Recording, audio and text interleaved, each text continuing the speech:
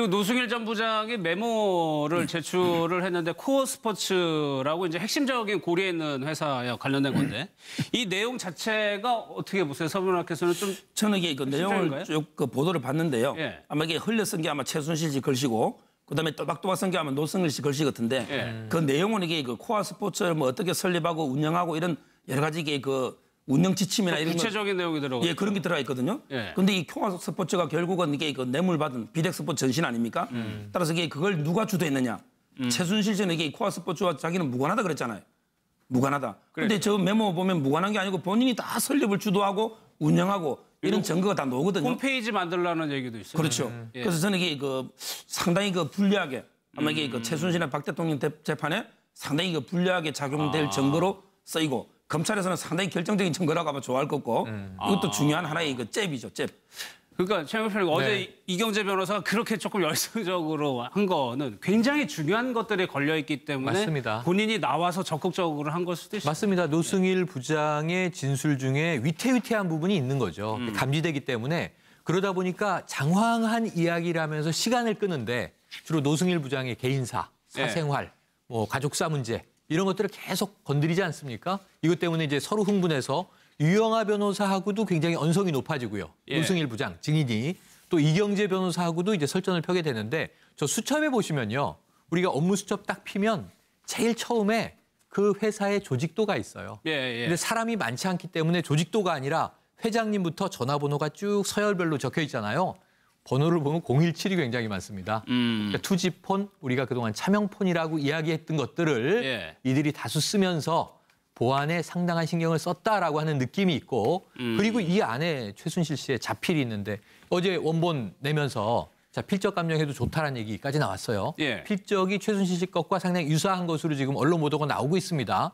필적 감정까지 곁들여진다면 이거는 정말 좀 강력한 증거가 될 수 있겠다. 저는 추론을 해봅니다. 예, 알겠습니다.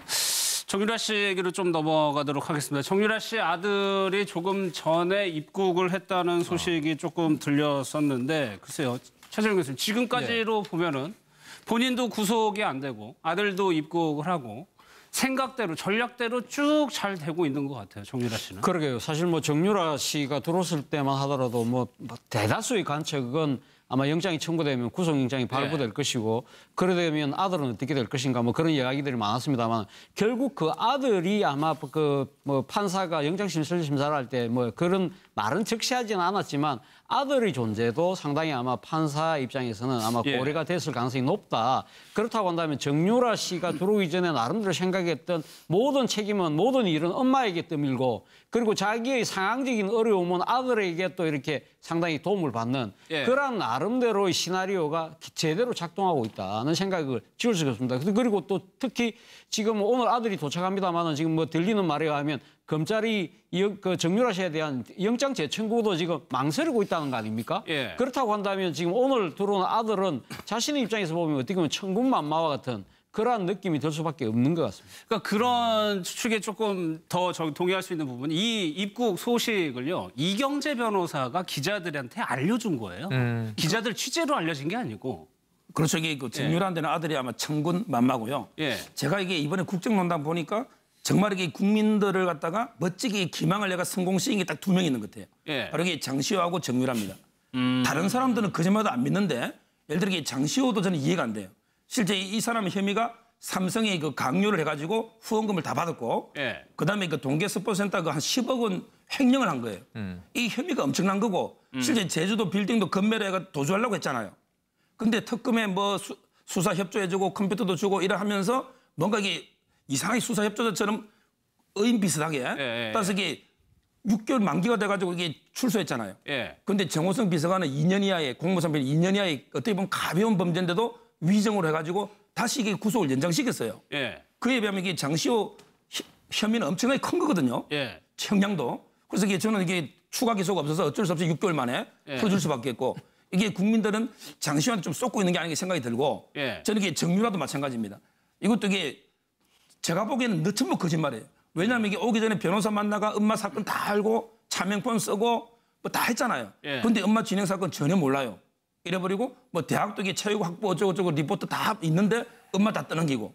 근데 여기 상당히 몇번 만나봤더니 정유라 좀 불쌍한데 그 구속할 필요 있냐 이렇게 쏘고 넘어가는 사람들이 또 있더라고요. 예. 그래서 이게 저는 정유라나 장시호나 아주 치밀한 계산적이기 때문에 상당히 저희가 이성적으로 예리하게 판단해 봐야지 무조건 이게 어리숙한 애들이기 때문에 너무 이게 쉽게 그냥 좀 동정 여론 이거는 이게 상당히 경계해야 된다 봅니다. 이경재 변호사가 이렇게 이것도 어제 밤에 네. 기자들한테 표한 내용인데 이분이 변호사고 굉장히 전략적으로 접근하는 사람이 몇 시에 도착하는지 사생활이 노출될 거를 감안하고도 알려줬다는 거는 그렇죠. 분명히 이유가 있는 거거든요. 그러니까 이게 며칠 전에 이 아이의 장난감과 옷가지 등 이 아이의 물품이 택배로 들어왔다라는 소식이 전해졌어요.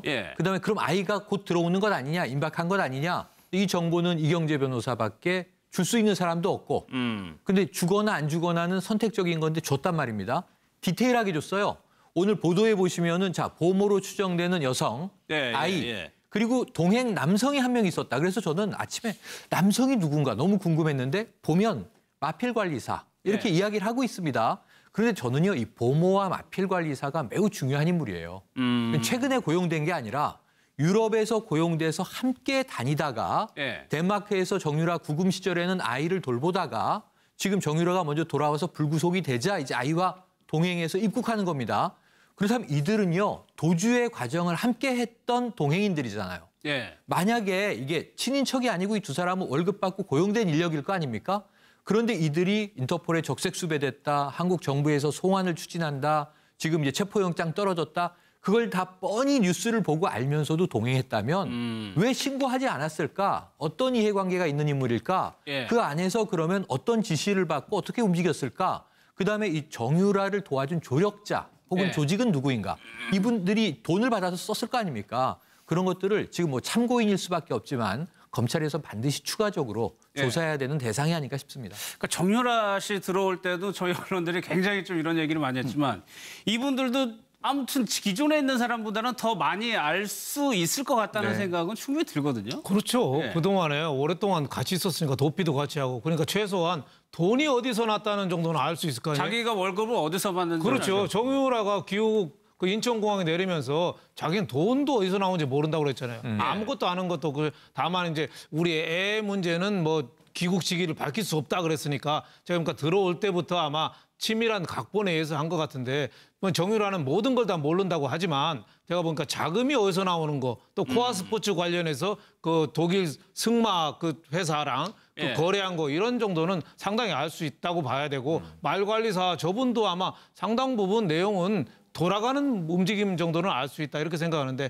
저는 정유라에 대해서 구속영장을 재청구 안 하는 거를 좀 비난하는 거는 그거는 조금 무조건 비난할 거는 아니라고 봐요. 왜냐하면 원래 불구속 수사가 원칙이잖아요. 그리고 최순실이가 죄 있는 건 확실하지만 그것도 연자죄를 하면 안 되잖아요. 딸은 일단 무죄로 봐야 되잖아요. 그러니까 검찰이 불구속 상태에서도 얼마든지 수사해서 캐낼 수 있거든요. 꼭 수사해서 뭐 이제 21살짜리를 꼭 가둬서 꼭 한다는 게 아니고 불러서도 얼마든지 제가 보니까 수사를 할 수 있기 때문에 아직 뭐 영장을 재청구하느냐 안 하느냐 결정된 건 아니지만 영장을 재청구 안 한다고 해서 우리가 꼭 비난할 건 아니다. 만약 재청구한다면은 새로운 혐의가 나타나야지 재청구할 수 있잖아요. 기존에 한 걸 똑같이 낼 수는 없잖아요. 나와야죠. 그러니까 새로운 사실도 없는데 또 재청구해서 기각되면 검찰이 무슨 망신이에요?